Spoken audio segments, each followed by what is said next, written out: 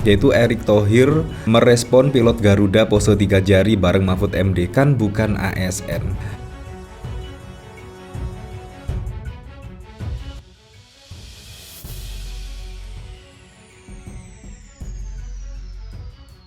Gokil, Erick Thohir pasang badan bela Mahfud MD, pilot Garuda pasang pose 3 jari. Erick, kan karyawan BUMN bukan ASN. Gaspol merapatlah Pak Eto. Viral ya, yaitu di sini bahkan pilot dan kopilot di sini menunjukkan 3 jari, salam 3 jari ya. Nah, kalau kita ketahui ini hanya cuma pose 3 jari loh, tetapi yang lainnya itu bahkan mendukung pasangan Prabowo Gibran, yaitu pada waktu lalu yang rame diperbincangkan adalah kepala desa, yaitu Erick Thohir, yaitu selaku Menteri BUMN. Menurut saya responnya sangat keren sekali. Halo, selamat datang di channel Redaksi Jurnal bersama JJ. Menteri BUMN Erick Thohir menilai apa yang dilakukan oleh pilot Garuda Indonesia dengan berpose 3 jari bersama Cawapres nomor urut 3, Mahfud MD, tidak mencoreng netralitas aparatur sipil negara. Ini disampaikan usai ditanya komentarnya, apakah BUMN harus netral terhadap pemilu 2024 setelah kejadian pose 3 jari pilot Garuda. Ia lantas ditanya bagaimana langkah Kementerian BUMN selanjutnya untuk menghadapi persoalan di Garuda Indonesia tersebut. Erick tidak menjawab spesifik apakah persoalan itu diserahkan ke Dirut Garuda Indonesia. Namun, dirinya memastikan akan tetap netral sebagai Menteri BUMN dan profesional dalam melakukan kerja tugasnya di pemerintahan.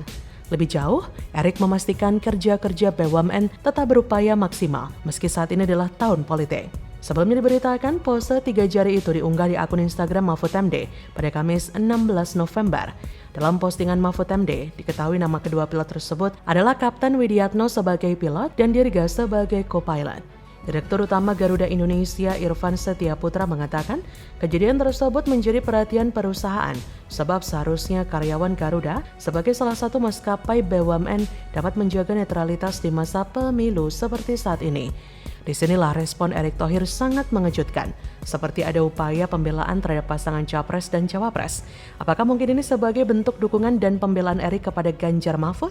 Entahlah, yang pasti, respon Erick Thohir tersebut menandakan adanya bau-bau kepentingan oleh Direktur Utama Garuda Indonesia. Kalaupun Erick benar mendukung dan membela Ganjar, maka itu adalah hal yang bagus, karena hanya orang waras yang memiliki kesadaran yang baik jika memutuskan memilih Ganjar Mahfud. Heran memang kalau ada yang dukung Ganjar Mahfud pasti dikuliti, dipermasalahkan, diintimidasi oleh mereka-mereka yang berafiliasi dengan kubu Prabowo.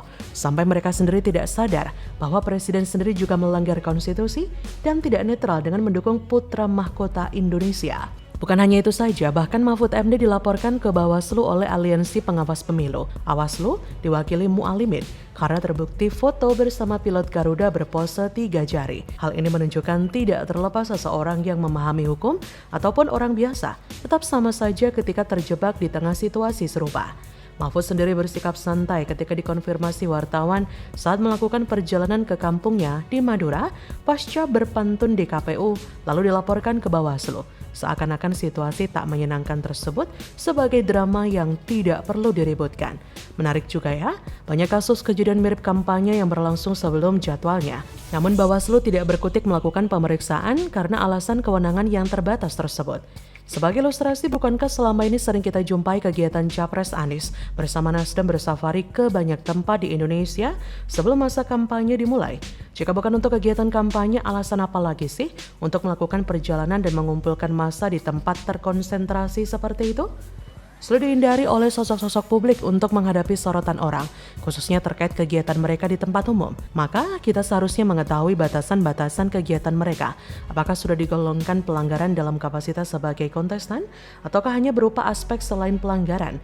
Khusus untuk kasus pelaporan kepada Cawapres Mahfud, kalaupun Bawaslu meneruskan proses pemeriksaannya, si terlapor niscaya akan bertanya tentang kasus yang dilakukan kompetitornya sebelum jadwal kampanye berjalan. Akan semakin rumit jika hal tersebut diangkat ke pelanggaran kampanye oleh terlapor. Jadi, bagaimana menurut Anda?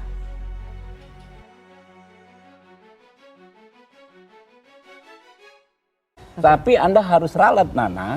Anda dengan lantang tadi mengatakan adanya dukungan. Itu saya pastikan tidak ada. Oke. Gitu. Nanti dicek gitu Ya. kan ya. Kalau enggak saya laporkan Anda ke Dewan Oke, Pers. silahkan, nggak masalah. Ya pasti. Oke, ya iya. pasti, Jadi gitu. ini kenapa cuma Kalau capres Anda Anda yang tidak hadir? meralat dalam acara Oke. hari ini juga, saya tentu akan laporkan Iya, Anda. jadi kenapa cuma capres Anda yang hadir? Jangan ditanyakan ke saya, tanyakan Oke, kepada yang mengundang. Jadi gitu loh. Prabowo Gibran hadir di situ kapasitasnya sebagai apa?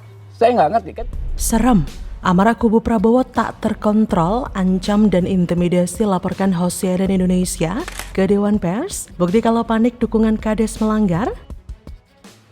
Beberapa bukti yang sudah kita terima terkait dengan surat undangan, terkait dengan name tag, terkait juga dengan video yang ada di lapangan yang sudah beredar di sosial media maupun media nasional yang menjelaskan terkait dengan fakta-fakta bahwa di sana di acaranya dugaan kami adalah bukan silaturahmi tapi dukungan deklarasi terhadap paslon 02 Prabowo Gibran.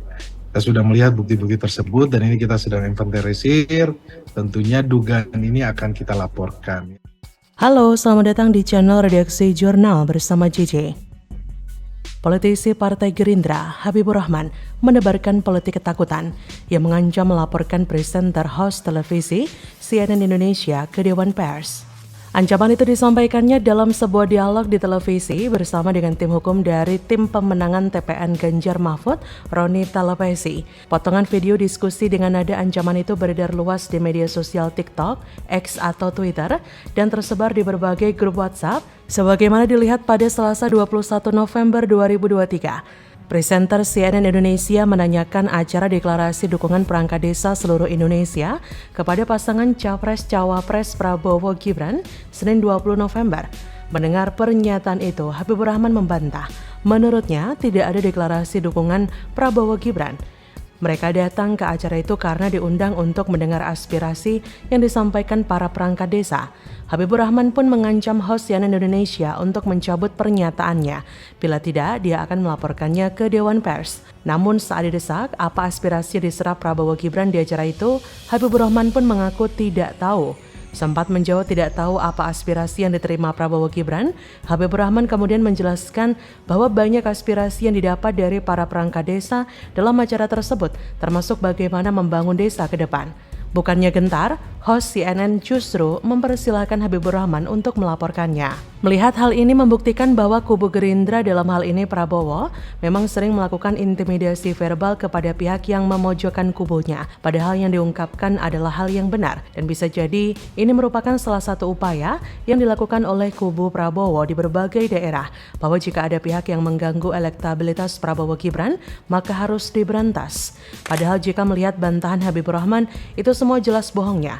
Ribuan perangkat desa yang menghadiri acara deklarasi dukungan kepada Prabowo Gibran di Indonesia Arena, Kompleks Gelora Bung Karno, Jakarta, Minggu 19 November, jelas menyatakan dukungannya kepada Prabowo Gibran. Bahkan MC dengan jelas meminta dukungan kepada para perangkat desa itu.